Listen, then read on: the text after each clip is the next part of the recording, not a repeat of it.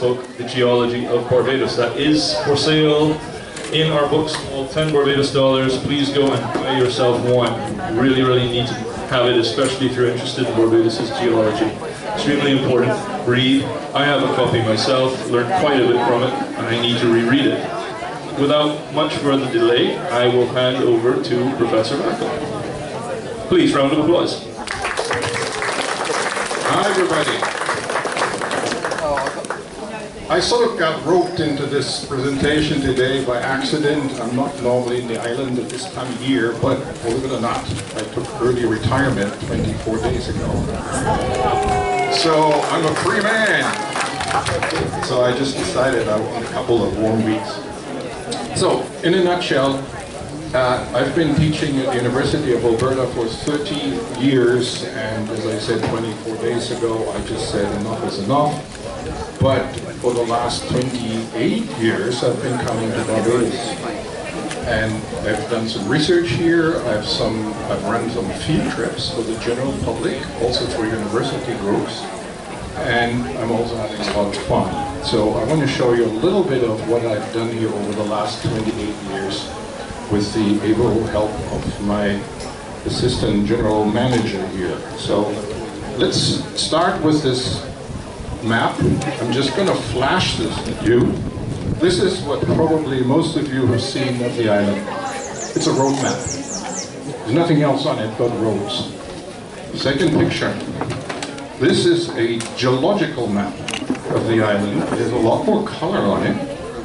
What I would like to remember is that everything that's blue is this famous or infamous coral rock. Everything that is colored in the air where my hand is, that is something else. That's the muck that you're driving over when you come up here. The sandstones and oil and all sorts of clay. And that part has way more detail than you can ever imagine. This is a detailed map of this area of the island, which is called the Scotland District, because somebody thought this looks a little like Scotland. I'm not going to get into the detail of this other than to tell you that the edge of this blue line that you can see, this wavy line, that's what we're sitting on or standing on right now. That is the cliff that is cutting off whatever we're seeing towards the east. That's all I wanted to show at this particular point. So there's a lot of different rock types here. Each one of them is one color. And now we can put this away.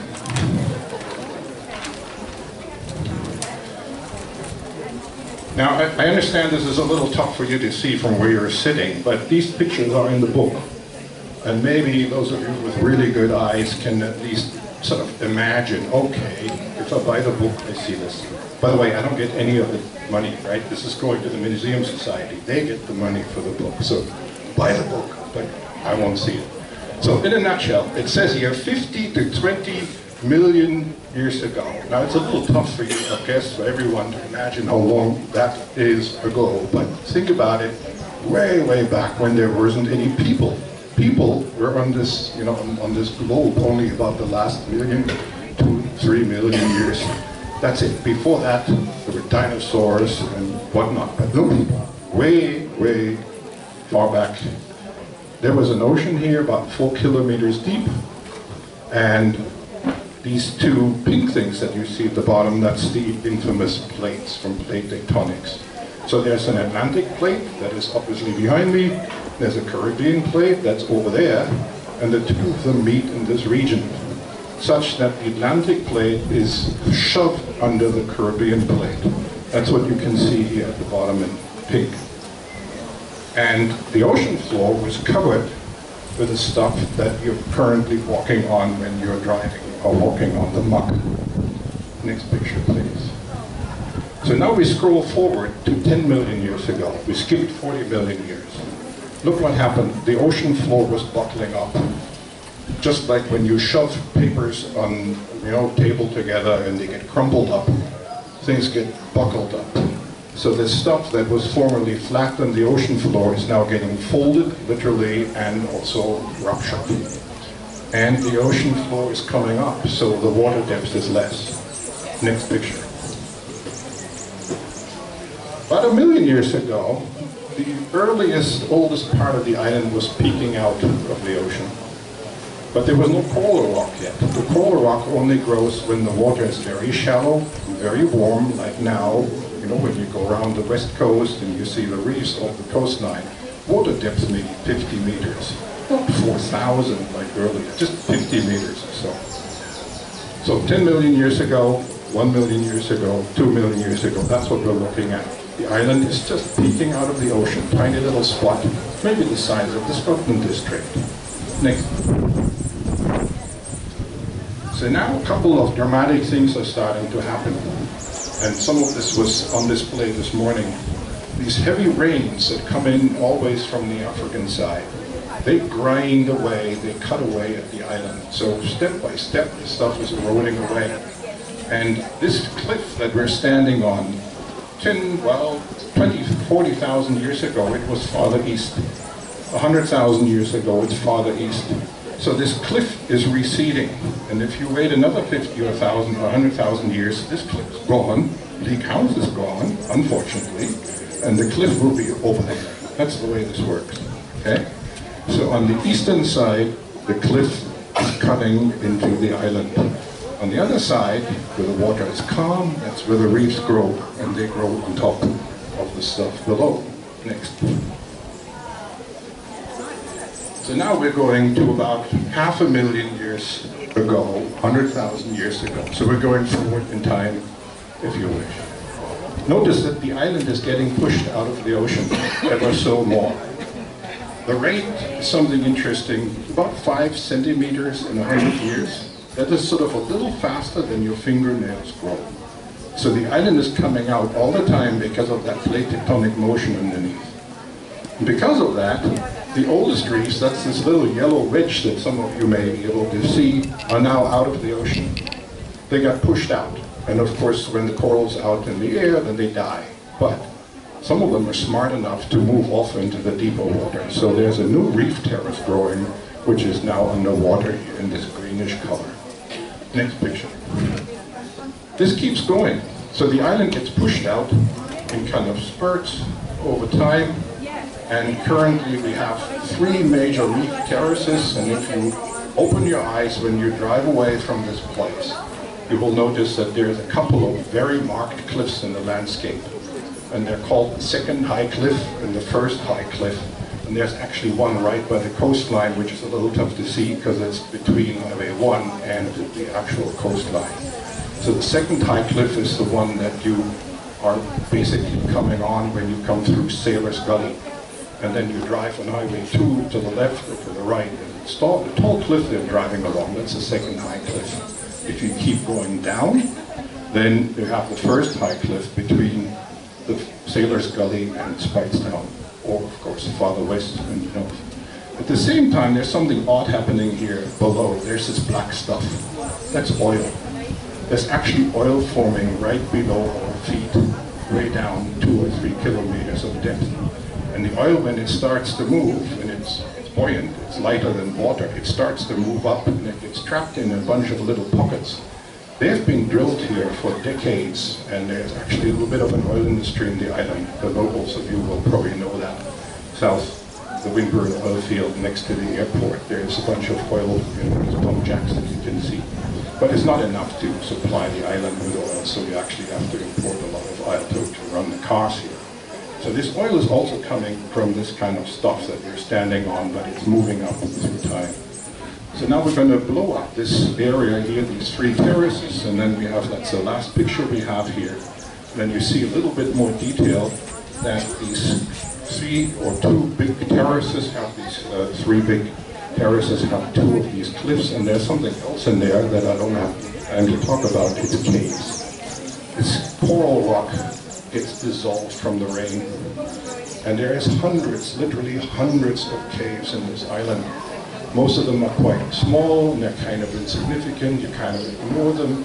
There's one right here, a big house, but it's only about the size of a car, so you don't have to worry about it.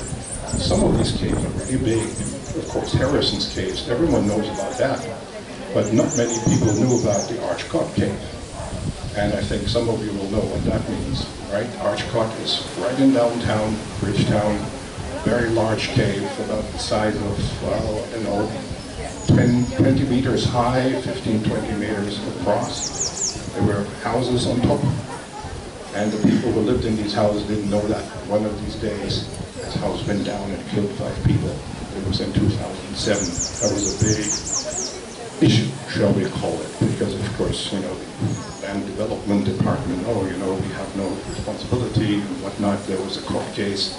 I was actually invited to testify as an expert witness, which I did, and some people were fingered as responsible. There's still a civil lawsuit pending on that particular issue. So I've done a lot of caving in the island.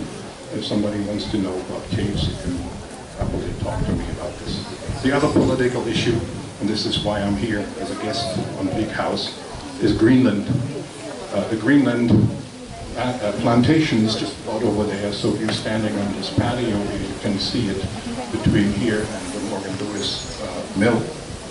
That was another big political issue. I'm saying this not for the locals, but for the visitors here. This was about 20 years ago. The previous government had it for some reason in its mind to put a landfill there, a garbage dump, basically. The island garbage dump was supposed to be there, in just about the worst possible place you could put a garbage dump.